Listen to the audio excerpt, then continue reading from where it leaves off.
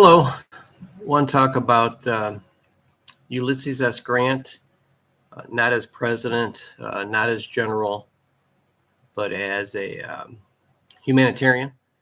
I'm interested in Grant's management skills, and I found three very useful articles on JSTOR that utilized primary sources, the Grant papers, Grant's memoirs, and the official records of the War of the Rebellion. And one area where I believe Grant is been underrepresented is his area in civil rights, his humanitarianism. And this is something that I'm very interested in, how he was able to transform his politics, his stance, his views on slavery. And he was instrumental in educating, providing care for the many runaway slaves that came into his lines. He chose a very capable and godly man in John Eaton to provide care for runaway slaves. And Grant had a vision before many others came on board of exactly what the war meant. And he realized that these runaway slaves, these African Americans, needed education, they needed training, they needed support from the government. And when he chose the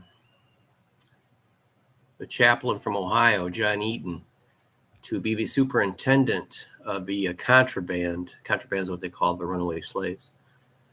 This was a very important assignment, and Grant lent all of his weight and influence to support John Eaton, including giving him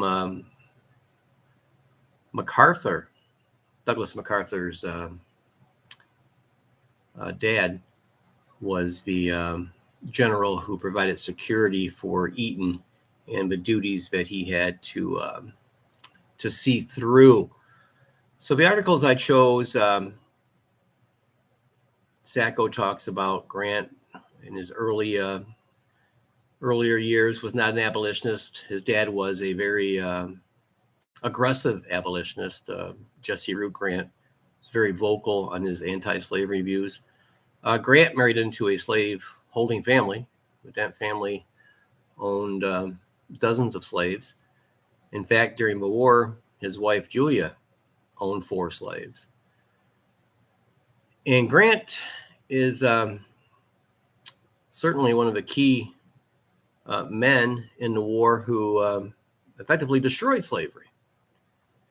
And his opinions definitely changed from a person who accepted, marrying into a slaveholding family, to someone who became a champion for civil rights.